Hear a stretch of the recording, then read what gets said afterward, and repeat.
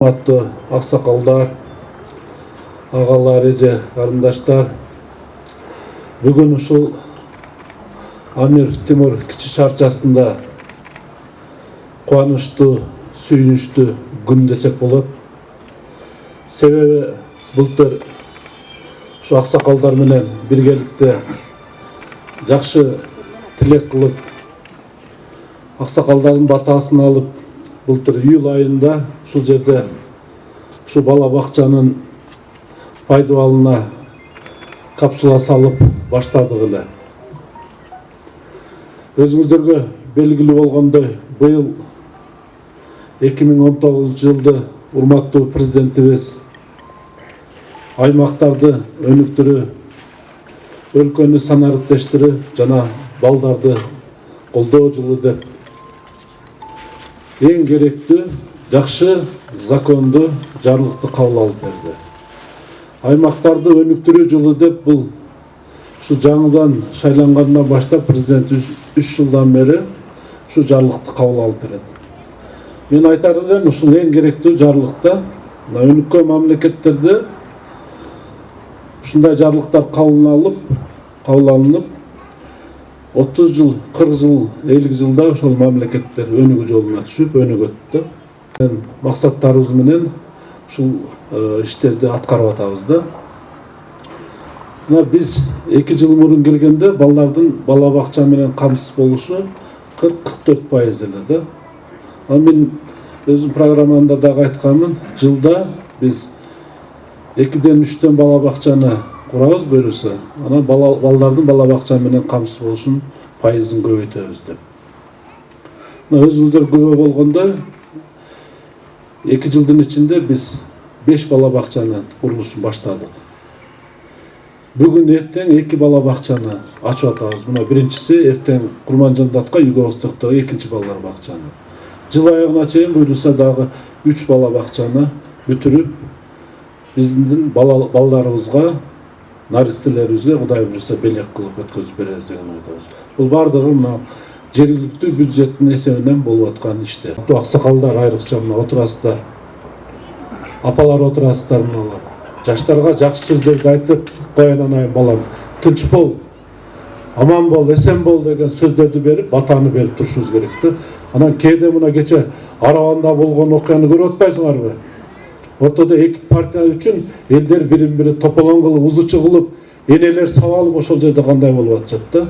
Эмне керек ошол нерсени? Шайлоо мына 10 күн, 11 күн убакыт калды. Өтөт. Силер менен биз ушул жерде калабыз, жүз көрүшөбүз, басабыз дегенде турабыз. Ким пешенесине жазганы, ал Кудай, Аллах жазып койду. Ушул партия барат, ошонун ичинде ушул депутат болот деп. Жүгүргөн эмес, буйруган алат деген да жакшы сөз бар мусулмандарда. Эң негизгиси бизде тынчылык болуш керек, тынчылык.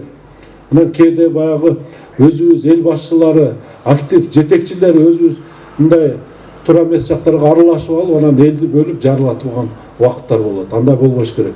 Кыргыз мамлекетинде дайым темирдей тартип болуш керек. Темирдей тартип болгондо алдыга жылуу болот да. Акылбы? Анан кээде мынабыз көрүп атабыз, эптеп бирөөлөргө жагыныш үчүн, элди өзүнө тартыш үчүн эмне гана сөздөрдү айтпай атышат да. Эмне гана деген сөздөрдү айтпай атат. Андай болбош керек. Айтсын, биз бардыгына бирдей шарт түзөбүз. Келсин, мына түзүп атабыз Кудай буюрса бардыгына. Жакшы программаларын айтсын, элди ынтымакчылыкка, биримдикке чакырып коюп, анан кетиш керек да. Эл өзү билет дегенде. Анан шайлоонун эмеси деп эле азыр бардыгы ызычу тополоң кылып, андай кылып койду, мындай кылып койду деп. Биз көргөнбүз бир убактарда келгенде светти өчүрүп коюп, элдин астын тосуп келбе деп, апарбагы мына партияга деген дерди да көргөнбүз да. Азыр андай эмес да, мына бардыгын айтып атабыз. Мен шаар башчысы катары бириң дагы бир дагы партияга тоспогулагын деп.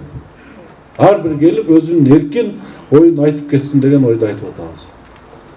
Бул эми мүмкүнчүлүктөн пайдаланып, мен мына массалык маалымат каражаттары да турат.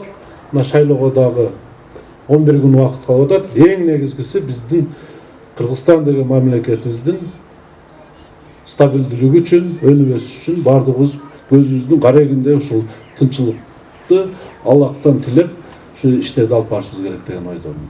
Бала бакча ак жолтой болсун, жакшы балдар ушул жерде келип тарбия алсын. Себеби баягы тендерден утуп, ушу компания утту деп ушул жерге келгенде көрдүм да ушул жигитти. Анан бүтүрөмүн, аракет кыламын деп мына күбө болдук. Мен бир топ жолу келип өзүм курулуш иштери менен таанышып аттым. Аябай жакшы иштеп, убагында бүтүрүп, биз айткан кошумча нерселерди да баардыгын жасап берди да. Анан ушу балага чоң рахмат айтып коелем. Жакшылыктарда ушундай элге кызмат кылсын. Анан ушул жерге келип, ким аксакалдар келип, жакшы батасын берип, жакшы сөзүн айтып аттыңар, элдер келип аттыңар. Силерге да чоң рахмат, ыраазычылык билдиребиз. Эми чоң рахмат да, жакшылыктарга кызмат кыл. Биз ачканбыз. Ошо эски балдар бакчалар да. Анан бир бала бакчанын оңдо тоюнда барсак, буну прессадан турат, бул бербей турасың. Анан мен баягы эжеке жок экен директор. Анан күтүп туруп калдым. Болсо жакшы ой менен баргам. Обед маалы болуп калыптыр. Кандай тамак кылат экенде барып анан карап калдым. Жөн эле случайно. Ассам, не тамак десем, баягыдай шөбөлө деп коебуз да. Шөбөлө экен, ошондой кылышыптыр. Анан бир 50ге жакын бала. Ар бир эмеге 30-40 граммдан эт кошулуш керек экен.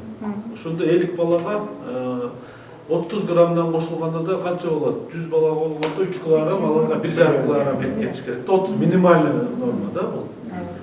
Анан мен ачып туруп анан карасам, вообще эт көрүнбөйт. Эт салдыңызбы десем, салдык деп анан аралаштырып, мен зерикпедим, чыгар эттин бардыгын дедим. Анан күрүчкө аралаштырып, чоң эме менен салып эттин болгон чыгарды. Анан кайра дагы кичинекей ложка бердим дагы, тарелкага сал дедим да. Күрүчтөн эме ал дедим. Салсам 100 грамм эт чыккан жок да. Мына ачык бул болгон окуя.